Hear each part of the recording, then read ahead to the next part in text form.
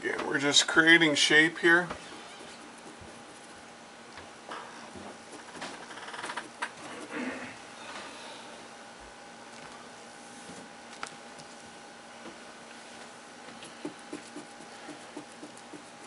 Just loosely painting in color. So tell me, Chris, how many presentations are you doing at the Narrow Gauge Convention? Well, I'm doing one, but I'm doing it twice. Yeah. So, unfortunately, because they don't have a camera set up that they can put me at work sort of thing on the screen, I'm going to be doing a slideshow presentation, and but I'm going to reference each slide, and I'm going to bring a small palette with me. And if there is a particular brush technique or showing how I mix the paint, I'll do it and pass it around the room. And it's going to be that interactive that people will have stuff to look at, and I'll discuss basically the techniques. I mean, your layout produces exactly what I wanted to show at this convention. Last time I really showed very simple techniques of looking at building sort of hills with trees and things and slopes. Yeah. And we're really getting into mountains and water here. Yeah. I did some water on other layouts, and I'm going to be speaking to that a bit. But I also want to talk a little bit more about how you integrate the colors from the backdrop into your foreground. And a lot of it has to do with techniques I found from Troels Kirk in Sweden. He's a professional artist. And all I'm really doing is, not to the degree he can do it, is kind of explaining and showing what he does. Well, those should be good clinics. I'll have to try and sneak in and see at least one of them. Yeah, well, I'm looking forward to seeing a lot of the guys. It's been such a long time since the last time I was at the Narrow Gauge Convention. It was down in North Carolina. Yeah, the chicken was good, wasn't it? It was. I mean, it was a really nice convention there. I enjoyed it. See, I'm just dabbing color right now. I'm not doing any detail. That'll stay wet for a period of time. But if I really want to get the rocky, craggy slopes, see, I can go right in here. And it's interesting because in layout rooms, the light is here. So you have to put the light on the side the light is on. There's multiple suns. Yep. So it's actually opposite on this slope to what you see on that slope. Yep. So you can never get model railroading lighting exactly the way you want it. no, and so you have to play with that so it looks right. So I can pull it down now, see that? Yep. And it creates the mountain slope just by pulling that same paint. And if I angle it, this little ridge line, you'll always see those in mountains. I don't know why, but you can always, it's like the land divided. So you can keep it craggier on one side and smooth on the other. And just pull that down. Well, as all these mountains are relatively young, they should be fairly rough and craggy. Yeah, exactly. Now I'm taking some license here, obviously.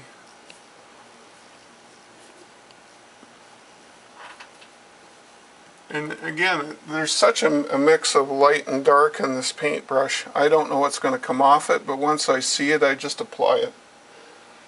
And it's either dabs or pulls. See there, I'll just put some pulls in here.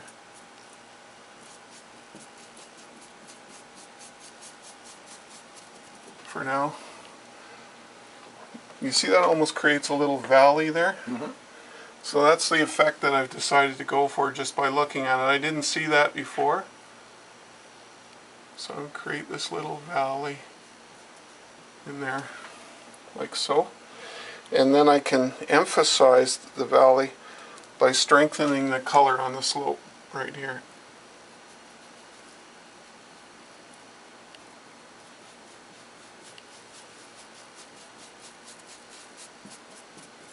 Like so. and maybe a little higher there.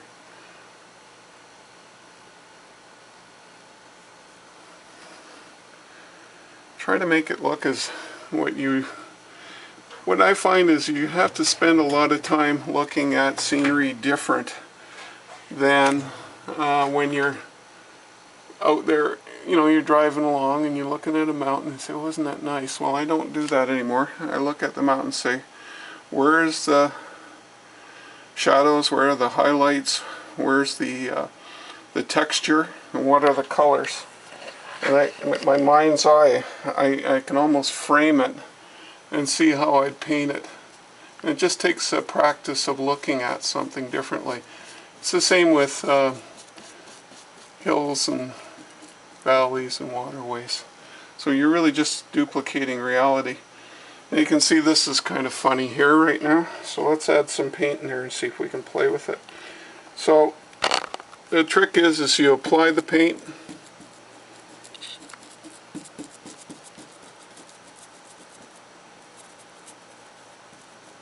Create the angles. And then just keep playing with it until you get what you want. So some vertical slope. So again, just when you find that you're getting nothing but a smooth application of paint, grab more color, either white or brown or combinations of that, and just apply it to the spot. And if you make a mistake, just keep adding. Just keep adding paint until, and all of a sudden something new appears, eh? Yep. And that's okay. Okay, so I'm using just brown and white right now. I really haven't added a lot of other color because it's still fairly far away.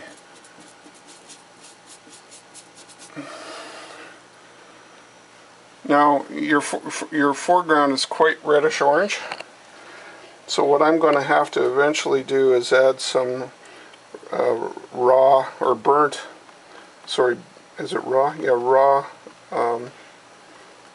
umber rather than burnt umber, or it's burnt umber anyway. It's a reddish tone of the same thing to the paint. This is burnt sienna. Yeah, burnt sienna. I'm going to add burnt sienna.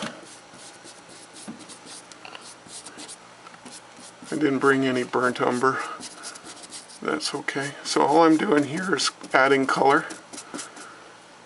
Again, the tone is the umber. So I really don't want to change that tone until I create a new rock face in front.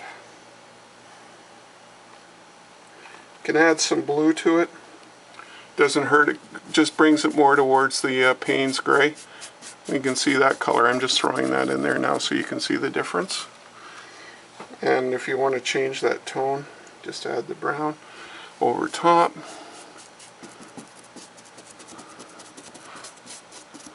And if it's too dark, just grab some white and put the white over top. You can see that's got more of the Payne's gray kind of color to it.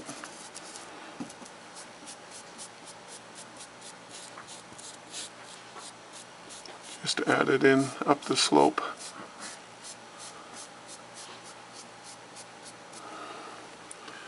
And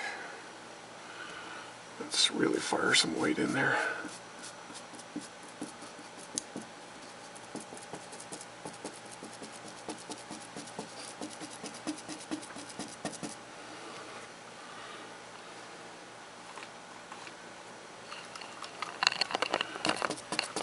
And I'm just punching it in just like I did with my tree technique here, just to get the color in where I want it. And then what I'll do is I'll pull it, create the cragginess. And then maybe I'll go this way from here on in. And by doing that, I'm creating a new ridge line going back this way.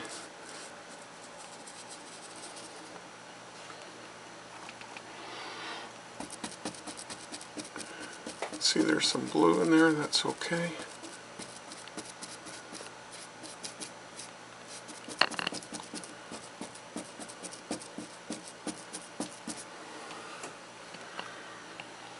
And we're now moving back down the slope.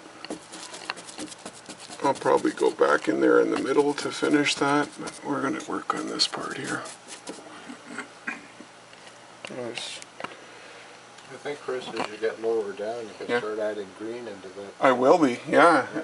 Green and red. Yeah. But I have to make sure I'm coming, like I want to keep this relatively rocky here. I can always add some green to it. Yeah, there would be small amounts of green there, I believe. Now the trick to adding green, if you remember my little lesson plan, is you use the primary yellow color. Yeah, with the Mars black. Okay, so that's looking nice and craggy there. Yep. And there is a craggy ledge along here.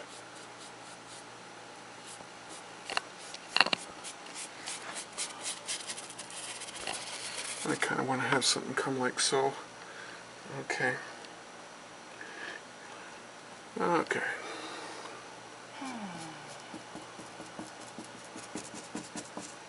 Just want to add some brown in here.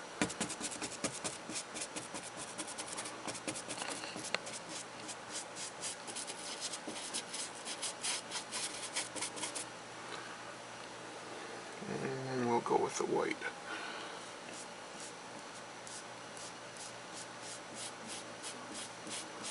Those 30-degree angles are usually good unless you want to go for real craggy rock that's broken up.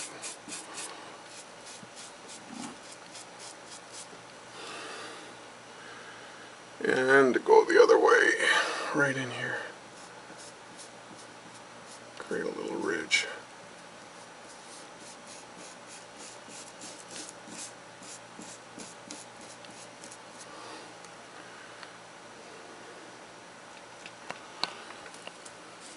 Adding some white in here.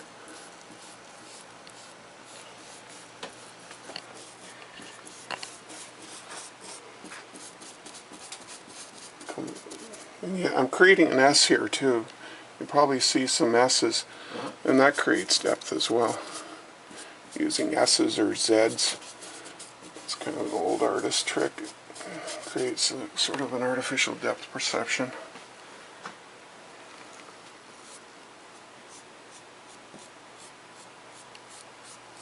And pulling the color just gives it a better effect.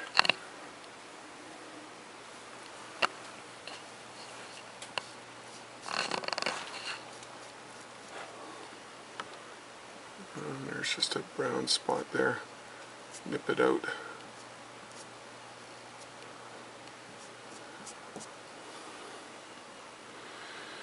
It's okay to leave a couple of dark spots. It just adds interest.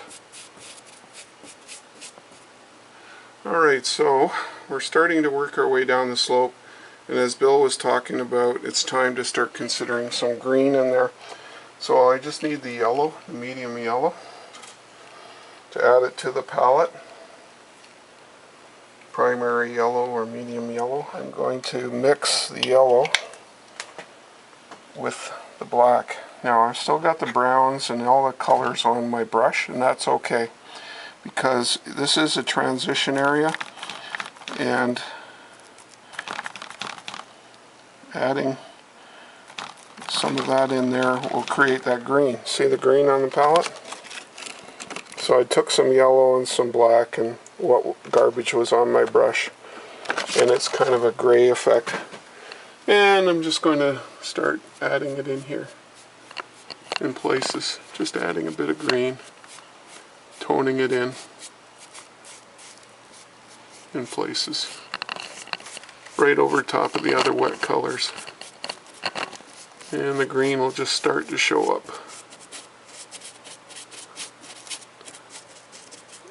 And I only want to go to that line there.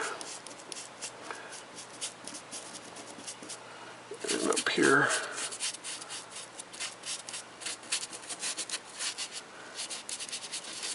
There's some gray in there.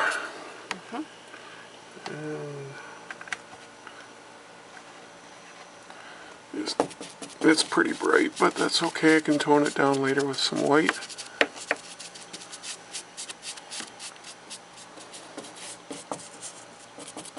Okay, there's that ridge line where we were talking about maybe just adding. Now pushing the brush like this, you can see it splays out and sort of generates an area that's got some greenery and forest. It's a suggestion of it. Another technique you can use are just slight upstrokes like this, which is also effective, and it's more of a hardwood forest look. And you can introduce that in places too, taking out the black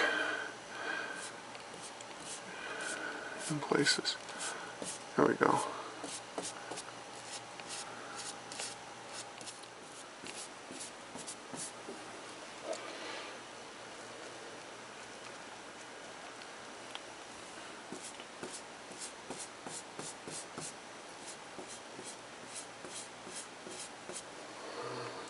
The yellow to that, and you can go right over top of it, see how bright that yellow is, but it'll mix with the other colors as you add it.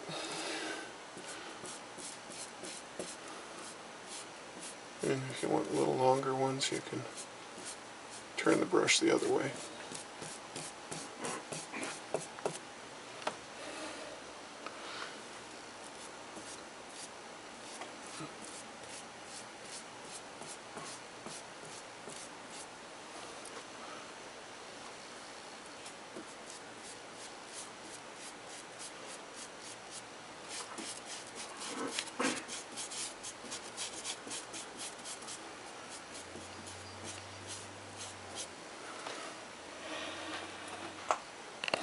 Just maybe a bit of green in here. Not too much. Sometimes putting a stark new color takes away from what you're trying to accomplish. Any colors you add really makes it look a lot closer than it was before. So you may say, well, I don't know if I like that green in there because it's just still too far away. Just grab the white and the brown and create something over top.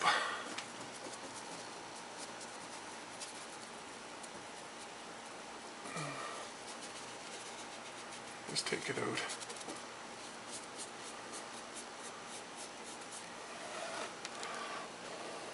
I don't think we want the green too heavy. No. Go back and look at the photographs. It's pretty rocky. It is. That's the trouble with photographs, they get in the way. They do sometimes. But you got to be just happy with what you're creating. That's the main thing. And if you're not, just change it.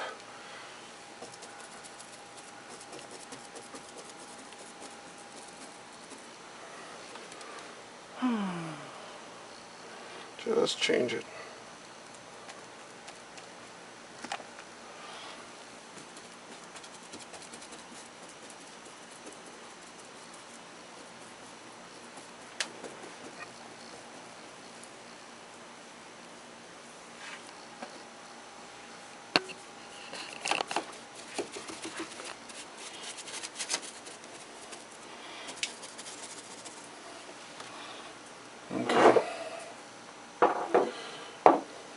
So now that we're down towards the valley floor, you've got your reds, Bill. So I'm going to have to add red, that rusty red color down there, into the mix. It's the only way I can generate that color. But that's the nature of your rock. You can see it's got some yellow in it, something to the dark brown, which is this, and then there's some red highlights. So I want to work from dark to light here. So I'm just going to play with it a bit and fire some color in there.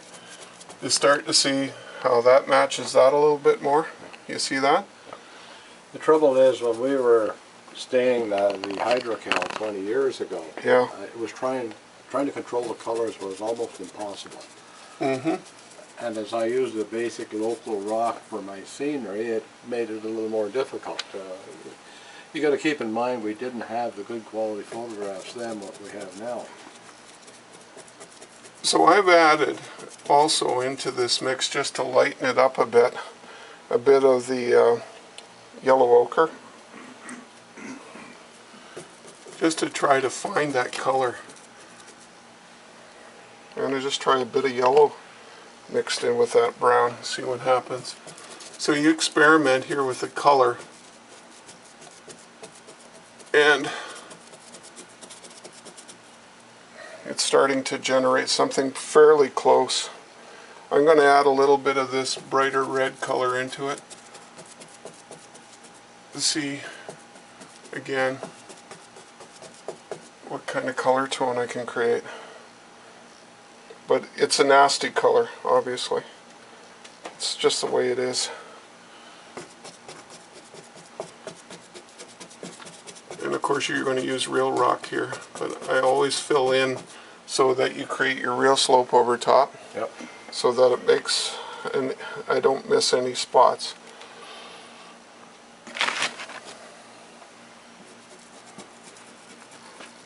And it's okay to have a slight forested part in the back there. Just adds a little interest. It also creates a layer. You don't mind that, eh? Nope, that looks fine.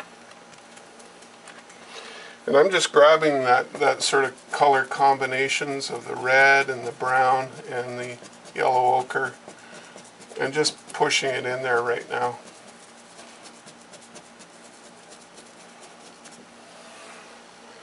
And typical, this is kind of the rubble that comes down from mountains and kind of piles up after major earthquakes in the old days. Now you can see there's a huge amount of yellow in that.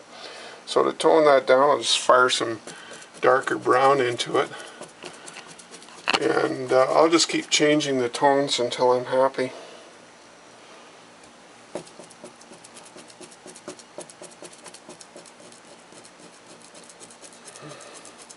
It's a little bit better.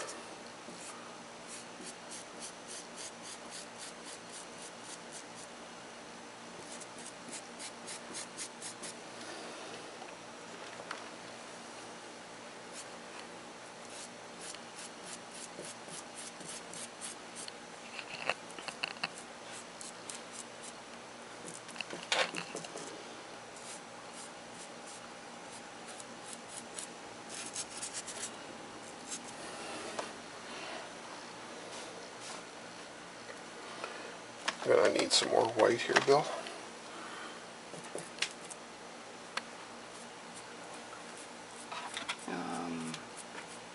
Titanium white. It's over here, actually. But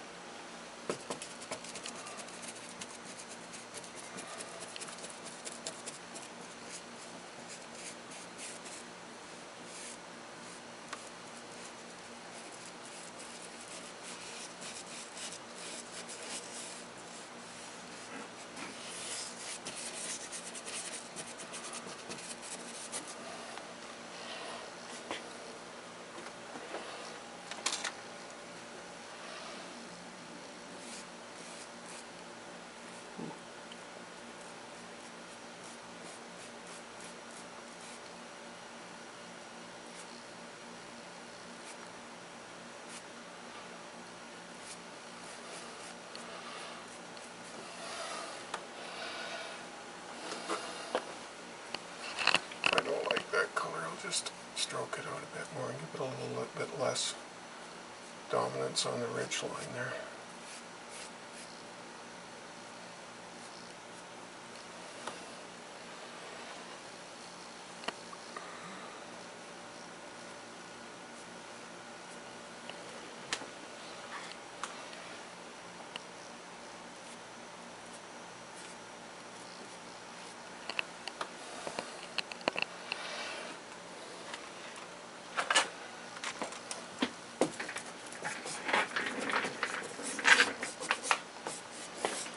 Now as you get closer to the bottom, the angles should get less and less.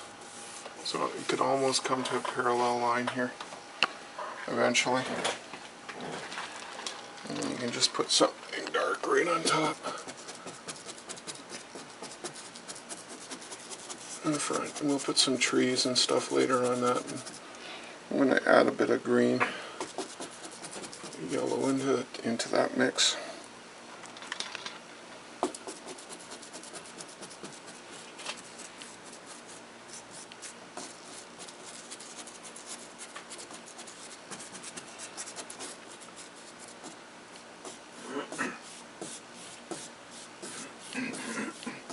Yeah, there are large trees behind the trestle and in the foreground of the trestle, so there'll be some pretty tall stuff. Well, I'm going to put some nice vertical pines in there. Because there's a cluster of trees right here. Yeah. And it goes along through the back. Well, I'll put some big pines here. There's no problem in that. Okay, so I'm going to just finish this little slope here.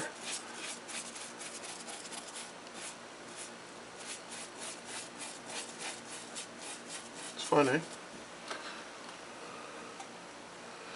And it's okay to have sort of that raw rock or dirt pile at the bottom of a cliff.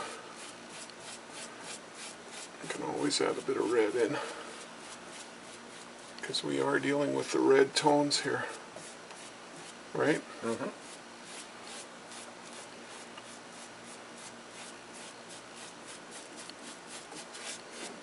Just don't, if you find it's too much, just add a bit of white to it and it'll tone it down a bit.